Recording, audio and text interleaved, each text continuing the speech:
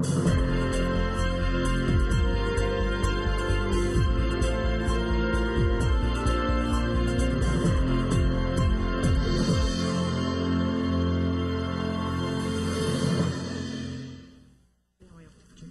you hear the results of the campaign? 540. Good evening. Councilmember Ron Washington has our prayer and pledge this evening. Mr. Washington? Yes, sir. Mayor, good evening. Bow with me for a moment of silence, please.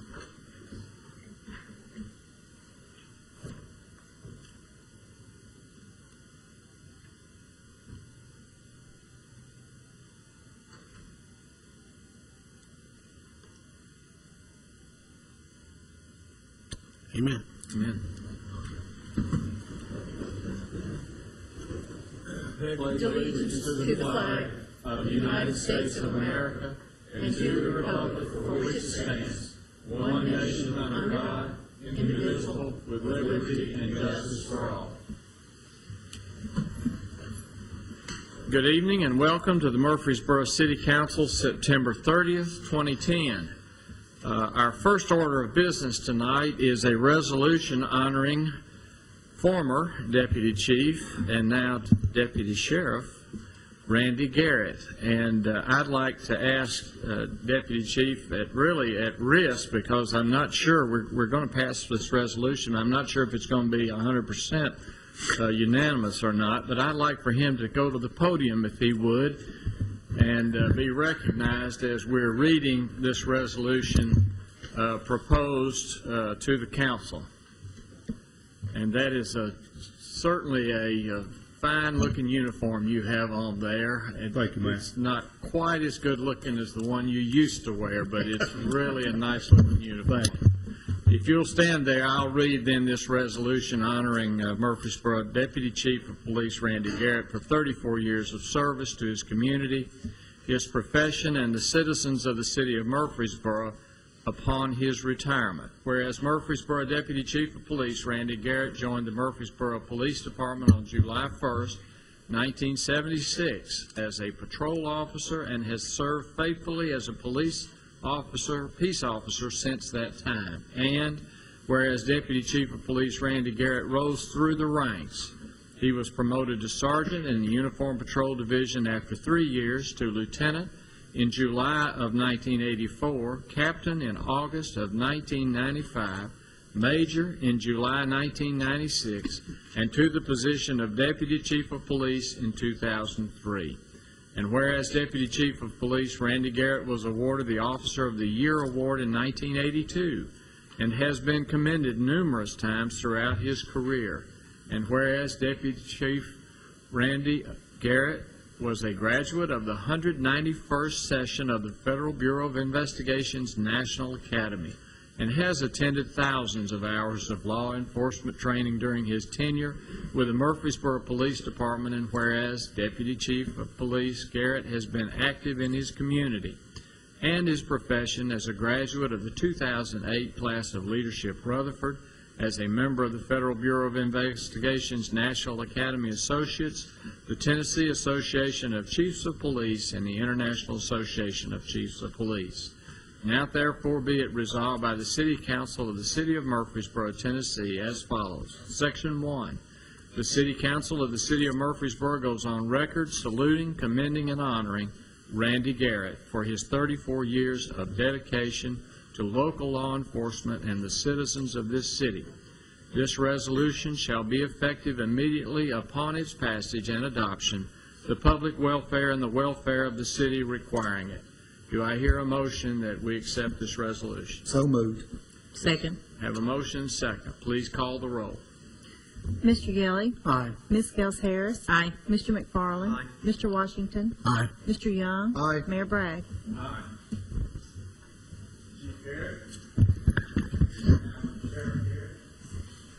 Pleasure to bring you a copy of this resolution. Good wishes of all of us here. I'm very proud of what you've done for our city.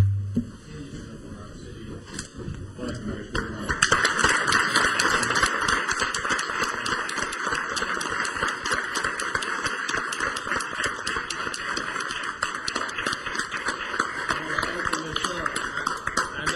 you started out, you thought you were going to get a watch, but it hadn't worked out that way. No, I'm sad. So we want to give you this resolution. We're particularly pleased, and I want to open up the microphone for you if you'd like to say a few words. Only to say it's a deep honor to receive this resolution. It's always been an honor to serve the citizens of Murfreesboro, and now I have probably a larger responsibility serving the citizens of all of Rutherford County, and I look forward to that challenge and working under a great sheriff, Sheriff Robert Arnold.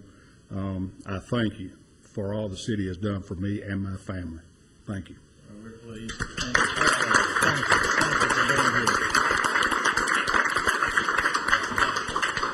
We're pleased that we've trained you, and we'll know it will be an exceptional sheriff's office that you bring to our county and to our residents, and we really appreciate you coming back and spending this time with us. We know you're busy and got a lot of responsibility.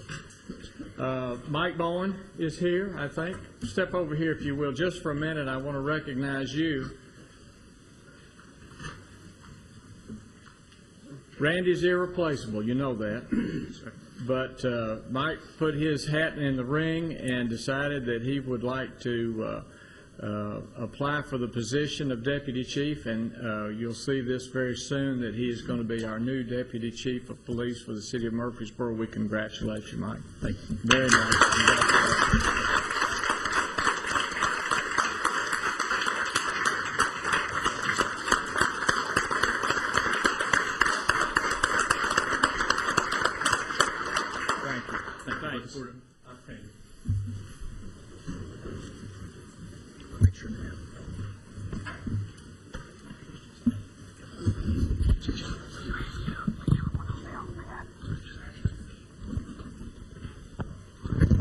It is a genuine pleasure to have these occasions where we recognize outstanding service to our residents and our businesses, and we really appreciate the work. And I kind of laughed to myself when I read in this resolution has attended thousands of hours of law enforcement training. I mean, just over and over and over in a 34-year career, there is no telling how many hours were spent learning how to serve better our citizens and our taxpayers and our businesses. And I really do appreciate both of these fine, exceptional gentlemen and their willingness to serve us. Council members, I believe you have before you a consent agenda. If you've had an opportunity to look through that, are there any questions regarding the consent agenda?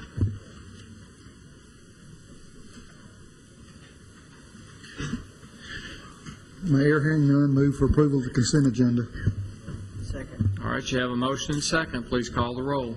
Mr. Gilly. Aye. Ms. Scales Harris. Aye. Mr. McFarland. Aye. Mr. Washington. Aye. Mr. Young. Aye. Mayor Bragg. Aye. This time we'll consider for passage on third and final reading an ordinance amending Murfreesboro City Code, Chapter 25 1/4 signs, Section 25 1/4 1, 2, and 24, dealing with changeable signs and new technologies. And I believe, Ms. McGannon, you had a comment or an amendment. Yes, Mayor, thank you.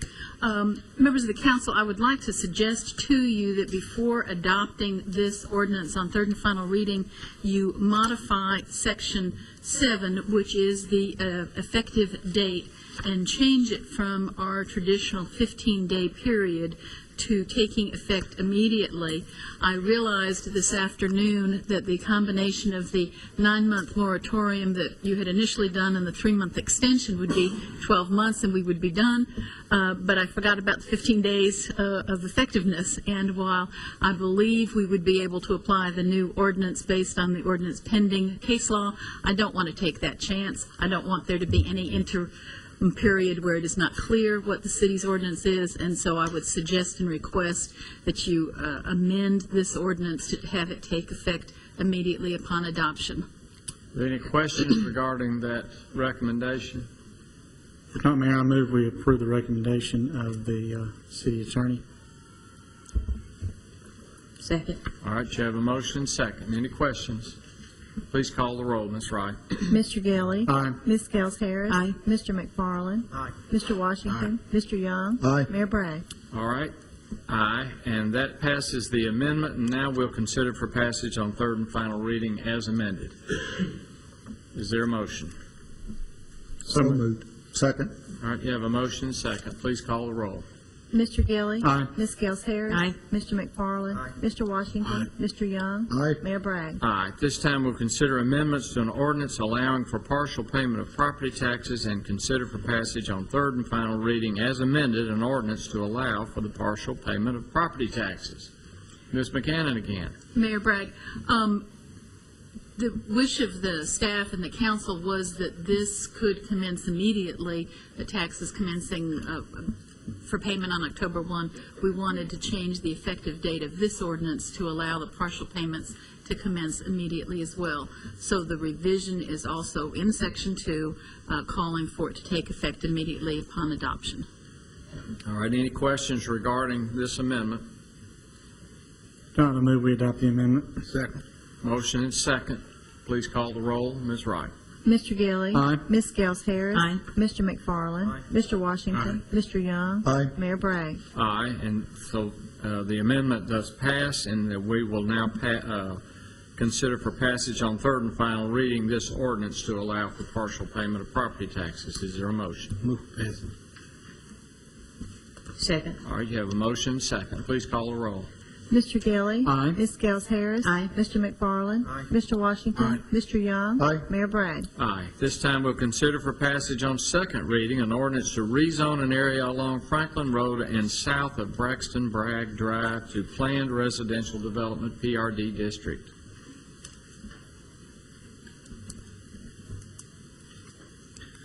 Move for passage on second reading.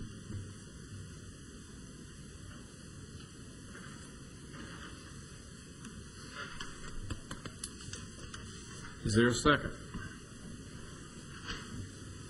Second. Motion and second. Please call the roll. Mr. Gilly. Aye. Ms. Gels Harris. Aye. Mr. McFarland. Mr. Washington.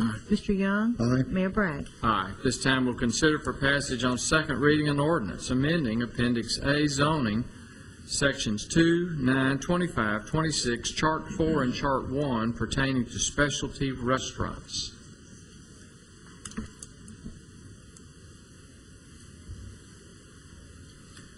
So moved. Second. Motion and second. Please call the roll. Mr. Gilly. Aye. Ms. Gels Harris. Aye. Mr. McFarland. Mr. Washington. Mr. Young. Aye. Mayor Bragg. Aye. This time we'll consider for approval a certificate of compliance for Manish Patel, Kinnery Patel, and Beena Patel at Stones River Liquors, 208 North Thompson Lane. Mayor, this is a two-year requirement by the state of Tennessee. This is an existing location, and they have met our requirements. All right, they've met the requirements. Is there a motion that we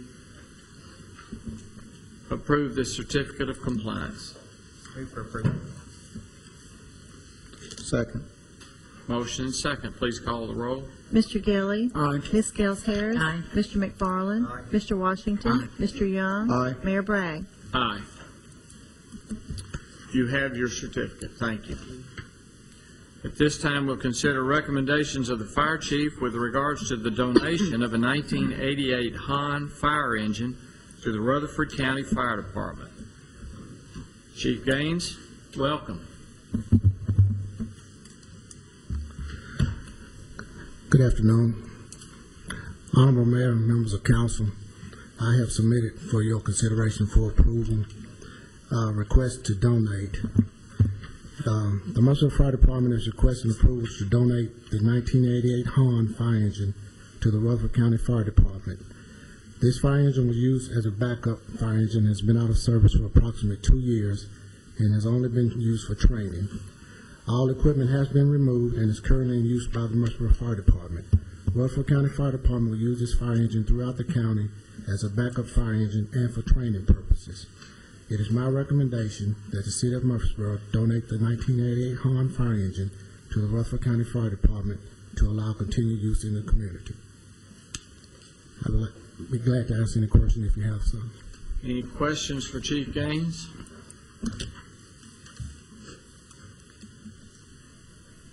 I understand they're going through a little bit of a reorganization, is that correct? So this Yes, sir, that is correct. should help them and provide additional equipment for them. All right, then, is there a motion? So moved. that we accept this recommendation? So moved, Mayor, I'm sorry. Thank you. Second. Motion and second. Please call the roll. Mr. Gilly. Aye. Ms. Gels Harris. Aye. Mr. McFarland. Aye. Mr. Washington. Aye. Mr. Young. Aye. Mayor Bragg. Aye. Consider recommendations, thank you, Chief, of the Assistant City Manager with regards to the purchase of 2.6 acres by Middle Tennessee Medical Center. Mayor and Council, actually, this is a recommendation from the Gateway Commission to you regarding the 2.6 acres at the corner of Thompson Lane and Gateway Boulevard. Middle Tennessee Medical Center has made an offer of $2.21 a square foot, or approximately $250,000 for the purchase of this real estate. The hospital's property currently surrounds this parcel on 3 sides. At the time of their original purchase of real estate, they chose not to take this parcel. However, it has been discussed over the years as fitting into their properties and their future needs very, very well. The hospital has no immediate plans for use of the property. However, they are intending to spend approximately $700,000 to complete the ring road around the campus, to grade and landscape this property as a major entrance coming into the Middle Tennessee Medical Center property itself. The price of the property was discussed thoroughly at the Gateway Commission. This is at a substantial discount to the value of the real estate as we had presented it prior. However, in looking at the mission of the hospital, the investment, the job base, the amount of charity care and other work that they do in the community, the Gateway Commission felt that this did meet the goals as stated in their guidelines for the sale. And as I said, they recommended it to you unanimously at $250,000 or $2.21 per square foot. All right, any questions, Mr. Crumley, or anyone regarding this recommendation of the Gateway Commission? There are members of the hospital's team here if you do have questions of them. Mayor, I think this is an entirely appropriate way to deal with this property, and I want to thank the hospital again for what they have done for the Gateway area itself, being the catalyst in that area. And with that, I would move that we approve this recommendation. Second. All right, you have a motion and second. Are there any questions?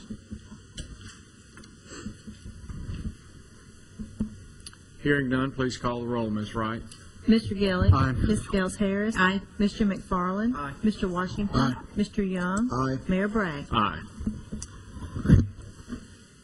At this time, we'll consider for adoption a resolution, an initial resolution authorizing the incurrence of indebtedness and borrowing of funds for the capital improvement plan not to exceed $50 million.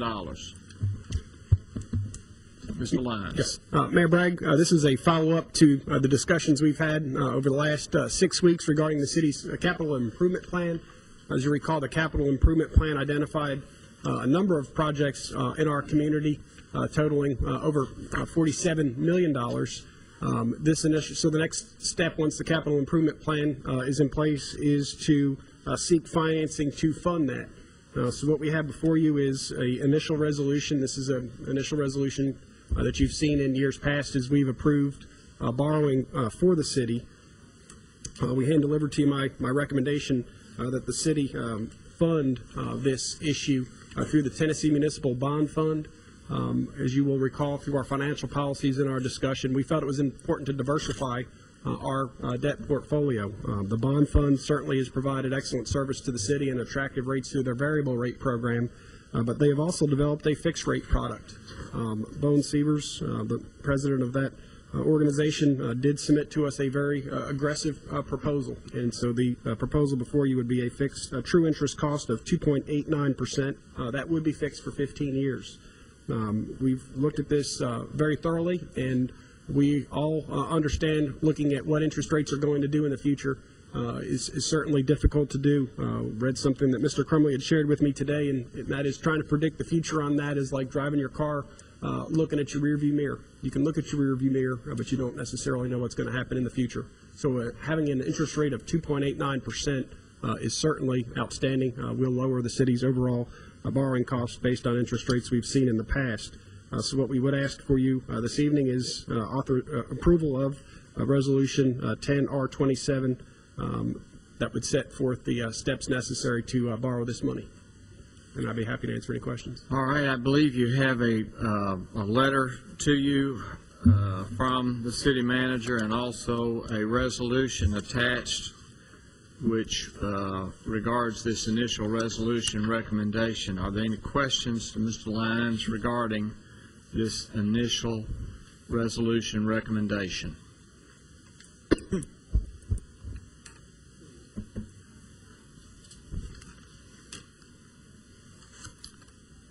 If not, I'd like to disclose my membership as a board member of the Tennessee Municipal Bond Fund, and I will not vote on this particular resolution.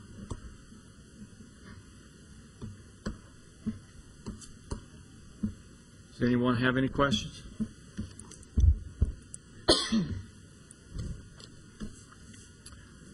If not, do I hear a motion that we accept the city manager's recommendation?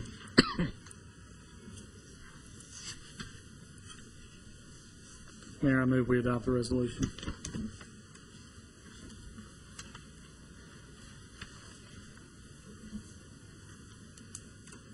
Second.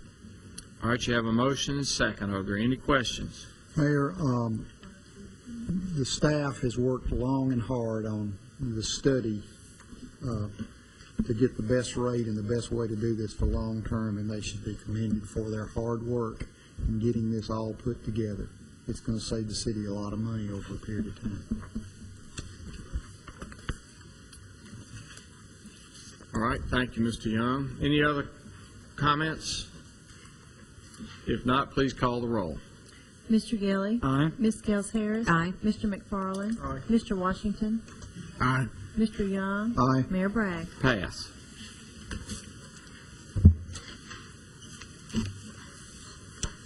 All right. Do we have any beer permit applications, Ms. Wright? Mayor, we do. The first one is a location that is a new location. They haven't passed their final electrical inspection. My understanding is that is all they lack. It's a convenience store at 2015A Las Casas Pike. Other than that, they have met the other requirements, and we'd like to issue that permit once Codes approves them. We have a grocery store at 2650 New Salem Highway, a convenience market at 760 East Northfield Boulevard, which is only an ownership change, Murfreesboro Market, which is a convenience store at 817 Northwest Broad Street. The location existed, but it did not have beer there currently, and it's an ownership and name change. A restaurant that's reopened after repairing fire damage at 223 West Main Street that already had a permit, but they had been closed for more than 30 days, so they wanted that reinstated. And I believe that's it. And everything other than the first one has met our requirements. All right. Based on Ms. Wright's recommendation, is there a motion that we accept these beer permits? So moved. Second. Motion and second. Please call the roll. Mr. Gilly. Aye. Ms. Gels Harris. Aye. Mr. McFarland. Aye. Mr. Washington. Aye. Mr. Young. Aye. Mayor Bragg. Aye. You have before you a revised list of the payments suggested for our statements to be paid. Are there any questions regarding these statements to be considered for payment?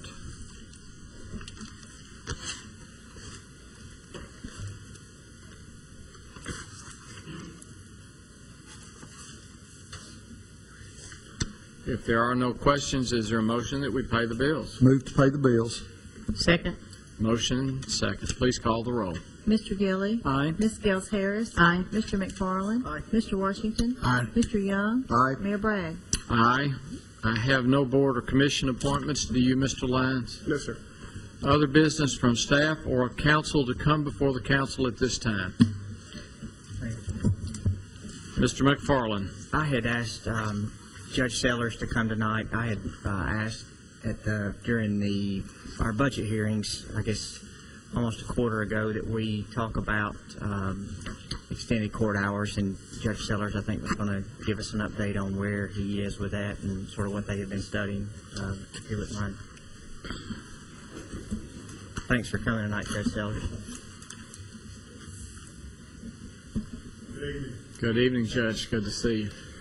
We're pleased to give you an update on where we are with regard to that. Currently, the City Court meets Tuesdays and Thursdays, 3 sessions each, 8:15 in the morning, 10 in the morning, and 3 o'clock in the afternoon. And what I have proposed and we are working on is a system whereby instead of a defendant who receives a ticket being given a specific court date and time within which to appear in court, which has to be one of those days, they would have a time period within which to satisfy that citation by paying a predetermined fine and court cost, or they would request a hearing. It would be very similar to what we're doing with the red light camera tickets, whereby those tickets, once they're issued, there's a time period within which you have to satisfy it or request a hearing. So that would eliminate, for the most part, any requirement for either the police officers to come to court on a frequent basis. It would give those folks that have time constraints with their job a much greater latitude within which to satisfy that citation. The only thing it doesn't address is the problem that some folks will have that they just can't get to court on a Tuesday or a Thursday. And the only way to resolve that is to have some other court time at a period of time other than 8 to 5, for say, in the daytime, which means either a night court or a Saturday court. There are, I looked at the legal notice of meetings just for this month coming up, and there are 7 meetings that take place in the evening hours, starting at, I think, 5 or 5:30. There's one that starts at 6:30. There are 5 that start at 7 in the evening. So you might want to consider whether you want to have a court session, say one night a month, that starts at 7 o'clock, or maybe starts at 5. During those times, you would have the building open. You would have folks around. It would be a little safer than having it, say, on a Saturday or at some other hour. If you wanted to accommodate the police officers who would have to come to a contested hearing, there are some officers who work 10 o'clock at night to 6 in the morning who have to come to court on their off their schedule, overtime. So if you wanted to start a session at 5 in the morning, you could do one of those if you wanted to. That might be something that some folks would like to do and get away and get to work. I certainly wouldn't have any problem with either one.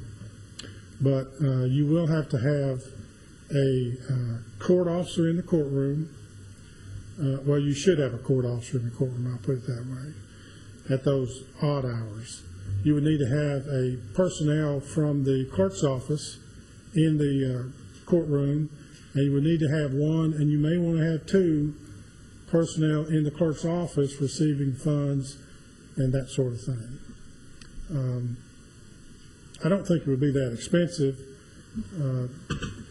I'm sure the court personnel could, you either have to pay them or they could accumulate comp time or something like that. But, maybe an hour, one night a week or something along those lines would accommodate some folks that can't get there during the day. The request for a hearing, would that then set a finite date? Yes. So if they said, I do want to contest, as opposed to pay it, they wouldn't have to show on the day that showed on the ticket, but they could set a date, Correct. one of these 2 dates or one of these 3 times. Yes, Is that yes. kind of what you're thinking? And we really wouldn't be that constrained to have to do it on a Tuesday or a Thursday or on that evening. You know, if it just can't be worked out otherwise, we could set it at any other time. And then you would contact the officer involved and ask them to be there at the appropriate Yes, time. we would coordinate it with them and the defendant so that they're both on the same page, and this is when we'd like to do it, can you do it then? If one or the other says no, then we'll just go to the next date, see if we can find one that would accommodate them. Mr. McFarland, would you like to ask the city staff to review and coordinate between the departments what might aid in the customer service part of our city court to make sure that in some ways we're not so set in our ways that we adapt to the environment that we see today with college students and with business owners and people who work. Sure, and I think that's what we've made such an effort on customer service that we can see, maybe Mr. Lyons, if we work with Judge Sellers to look at maybe MTAS or what some other cities our size are doing in relation to non-traditional court hours. If we could maybe take a look at that and then report back to the council on some information that we could study. I'd be glad to work with the judge on preparing some information on what some other communities are doing. Obviously, we want to be mindful of and have convenient hours for the public, but we're going to need to also coordinate the schedules of the police officers as well. So that'll be a component of it where we've got to manage both pieces in a way that works for everybody. And I think we have to. There's a couple other things that maybe talk to the building and codes department, because we have different codes violations that we're having to deal with, especially in different subdivisions and mowings and sign violations. So there's a lot of moving parts in the court system that we may could look if there's some greater efficiencies that we can work on. So. All right. We'll ask city staff if that's all right with the other members of the council to do a review and possibly get back to us within 30, 45 days, something like that, review what other departments are doing, maybe in other cities in Tennessee. And Judge, I can say it's nice to be you in front of us and not us in front of you. Well, I almost didn't make it. I got stuck in your elevator on the other I thought it was going to say traffic. Neil for getting Well, that's quite poetic. You should take the steps. All right. Anything else? Any other questions while Judge Sellers is here? Anything else? All right. I believe we have before us, Mr. Lyons, a bid opening or an addendum from Mr. Callow. And that was on the consent agenda, so we don't have to approve that. All right. Yes, sir. Thank you. Is there any other business to come from staff or the council? Yes, sir. Mayor, I would just say that we completed a chamber membership drive in the course of 48 hours. The community, Murfreesboro and Rutherford County, Laverne, Smyrna, Eagleville, ended up signing up 507 new members to the chamber. So it was a team effort where a lot of people got involved. So it was a good event. It's excellent, and I know they will certainly benefit from chamber membership as we will benefit from having them in the chamber. Absolutely. Anything else to come before the council? You're not going to say anything about the half marathon or any of that? No, I think we're good, Mayor. All right. You're adjourned. Thank you.